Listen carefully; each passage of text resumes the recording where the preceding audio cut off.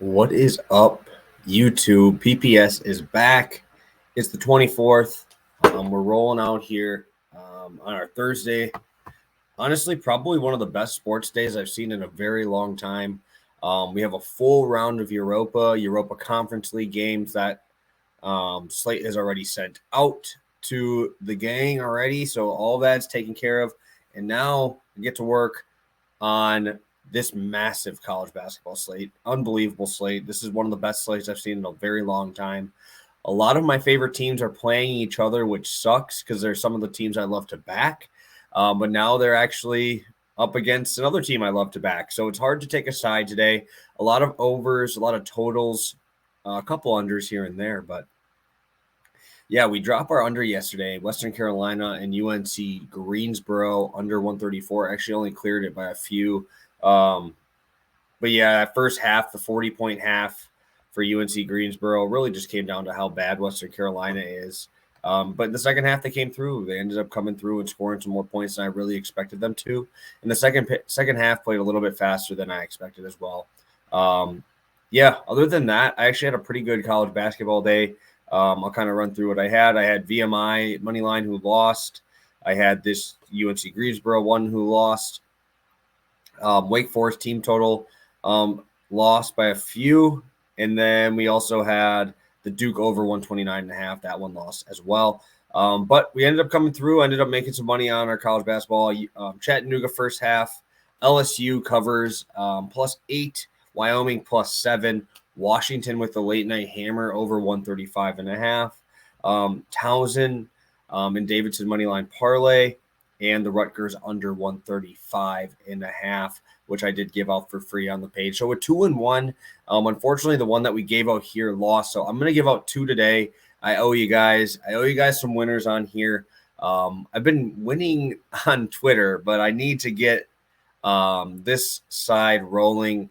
We're pushing for that 1K. I don't deserve 1K if we keep putting out losers. That's not how this works. We put out winners. That's how it's going to happen.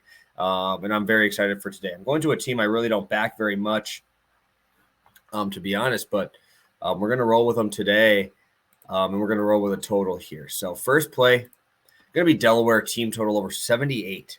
I actually really like this total. I think this one's a tad low just because of the last couple games for Delaware. Yeah, I really don't come into this conference too often, but I do love this matchup. Charleston, obviously very well known to be one of the fastest paced teams in the country. They're number 2 now. St. John took the number 1 spot. In the last 2 games, have just played extremely slow. We've seen them play at Elon and at William and Mary, scoring 71 and 73 respectively, which isn't terrible in a game with the limited amount of possessions. What I like to look at is teams that are closely related to this type of pace. And James Madison is the second fastest paced team here in this conference, and they put up 85 and 81 on them this month already. Delaware averages 75 points per game on average this season, and they're going to gain 6.5 possessions against Charleston tonight. In that first game that they matched up, it was a 67-66 ball game, very tightly contested, but there was 34 turnovers, very sloppy ball game. And we've seen what happened, like I said, when they played James Madison. We've seen the pace actually help out Delaware, and they're more than willing to run with these guys. We see 5 of their starters in double figures. Very deep team, which is very important when I'm looking at a team who usually plays slow and now pace up spot. You're going to need more than just one scorer. Obviously, when you have like a Max Asmus and those types of players, that's kind of different when you're scoring 25 a game. But I like it here when we have a fast-paced game, but we also have 4 or 5 dudes that can score the basketball. And Delaware are snipers. Delaware has all 5 starters shooting 33% or higher from the three-point line. And they're led by Jameer Nelson Jr., 13.5 per game. Very good point guard, obviously. You know, his dad played for the Magic. Jameer Nelson, very good player in the NBA. But yeah, and also the reason why I kind of like Delaware here as well is the spread isn't huge. I actually should check exactly what the spread is because it was moving a little bit this morning. Let's take a look. We see them sitting at a 4.5 point favorite here at home. I like that too because Delaware is fantastic from the free throw line. 38th. Oops, sorry. I can't talk this morning. I had my pre-workout and everything there. 38th in the country at 47% from the field shooting wise. And Charleston actually gives up 45% shooting from the field to their opponents. That ranks 279 in the country. So good free throw shooting team, good field goal percentage shooting team against a team that fouls a lot and doesn't really guard the 2-point line very well here. And also, I just like teams that can score in all three facets down low. I like them in the mid-range. I like their three-point percentage that they've been putting up here lately. So I think this game flies over the total. I think that when we get to a team like this where Delaware is pushing right now for a pretty good spot, right now they're sitting in the 4th in their conference, only a half game behind Hofstra. They are also only 2.5 behind Townsend and UNC Wilmington for that top spot. So these are important games here. Obviously, there's only 2 games left in this conference here. I think Colonial is what it's called. So the CAA is what you're going to read it as. But I think this is a great spot. I think this is a Delaware spot only. I would not be backing Charleston in this position here. Just been a little bit too sloppy for me lately. But I do like the pace-up spot. I like all the defensive metrics that we're going to see here. And I think that Delaware is plenty of a good enough team to score us into the 80s tonight. So lock that in. Team total over 78, 1.5 unit play. So before we head over to the next play, our last play of the day, please drop a like. If you guys could hit that subscribe button. We're getting close to 1,000, like I said, and happy that all you guys who stayed through the full video got to get those extra plays. I gave out that if you watched the whole video, shoot me a DM. Ended up having 2 people message me early, and I ended up having like 8 or 9 message late, and ended up getting 6-0 sweeps on those. 3-0 soccer sweep, 3-0 late night and NCAA sweep. So very happy. Thankfully, we're having people watch all the way through the videos and getting those extra plays because that's what I kind of like to do. I kind of like throwing those in sometimes. I know sometimes I like to just throw in some extra plays if I'm seeing people support a little bit more. So all of that's appreciated, guys. I appreciate every single one of you guys who stays in here and watches these videos. They're fun to do. I love doing them, and I'm happy that we're getting more and more of a following on them that like the full insight on my plays here and the reason why I'm taking them. Because anybody can put out a pick, but you got to give the people something that if you guys have to be able to want to take this play, right? Not just blindly tail, do your research, listen to what we got to say, and then make your decision on your own here. So let's go to the last one. One of the teams that have been pretty good for me lately, Weber State. They are facing Portland State tonight. And I think this should be a fun game. Portland State and Weber State are actually one spot away from each other in pace rankings, 36 and 37, which is pretty funny that they're actually going here. But Portland State actually didn't play Weber until they were the second game in their conference season. So it's been a while since they played each other.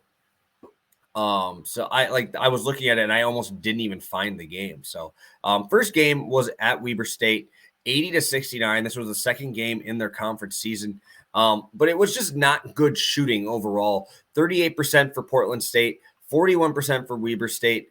Weber State's a very good shooting, 3-point shooting team. They were only 36%. Portland State was 30%. We had 25 turnovers. There was just a lot of sloppiness in this first game as well. I think that this game is easily going to be more efficient. Obviously, that was only the second conference game of the season, and we missed this by the hook. It actually went over the total in the first game, but right now it obviously would miss by the hook if that was the exact score tonight. Both teams rank under 200 in defensive efficiency metrics on KenPom, and the pace is there. Like both of those are 2 things I like to attack on overs. Weber is averaging 77.2 points per game. Then they're actually 31st in the country in field goal percentage, while Portland State is sitting at 285 in field goal percentage allowed. I think that's going to obviously be very nice. I think Weber State's going to be able to score really wherever they want. I was looking pretty heavily at Weber State team total, but I think that both teams will be able to get some stuff done here tonight on the offensive end. Both teams shoot 74 plus % from the field. or from the free throw line, my bad. If they shot 74% from the field, I would be probably emptying my bankroll on this over if that's how well they shot. Both teams really suck at guarding the three-point line. That's just to put it nicely. Portland State is the worst of the two. And they give up the 6th worst three-point percentage to their opponents. I think that's going to be a really big factor here. In the first matchup, Weber State only shot 9 for 25, still around 36%, but Portland State's giving up 38.9% from three-point line. So we're supposed to see even a couple more go in. And Portland State scores 1.5 points more per game at home, and Weber State allows 3 points more on the road. So I think this is a matchup where Weber State's good enough to score on Portland State pretty easily. I'm not worried about that side scoring. But the Portland State side, I think that with this matchup, with them at home, I think we're going to be able to see them keep up here and give Weber State a run for their money. Especially with these free throws at the end, I think both teams provide us the ability to score late in the game and kind of ice games as well. I like the games that we can get like 6 or 7 free throws at the end. Other team comes down, hits a 3, and we're rolling. We're ready to go right there. But Weber State, like I said, one of my favorite teams to back lately. One of these teams that just plays fundamentally good basketball. I loved watching their game against Northern Colorado. Weber State fell short. I had the over in that game, went to overtime. One guy to definitely watch out for is Kobe McEwen. This dude is an absolute sniper, 83% from the line, 35% from deep, 46% from the field, 18 points per game. He's going to have a massive night tonight, guys. I'm seeing a 25-point game in there. And I've called the last 2 that I've had because Ryan Rollins dropped a 20, almost triple-double, 20 points, 7 rebounds, 7 assists in the last game I called. He was going to go off. So very excited for tonight, guys. Thank you so much for tuning in. It's a longer video, but I dropped 2 of them for you guys.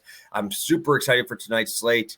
Again, I'm going to have a lot of action tonight. Probably no NBA. I don't like playing the first couple games after the All-Star break, but 2 plays tonight. 1.5 units. Delaware, team total over 78. 2 units. Weber State over 149.5. Let's go, guys. I'm very excited for tonight. Getting close to that conference tournament time, and I cannot wait to see how we do rolling in. 2 very nice nights, and now let's go for number 3. So thank you guys so much. Talk to you guys tomorrow with some more free plays, and you guys have a good one. Peace.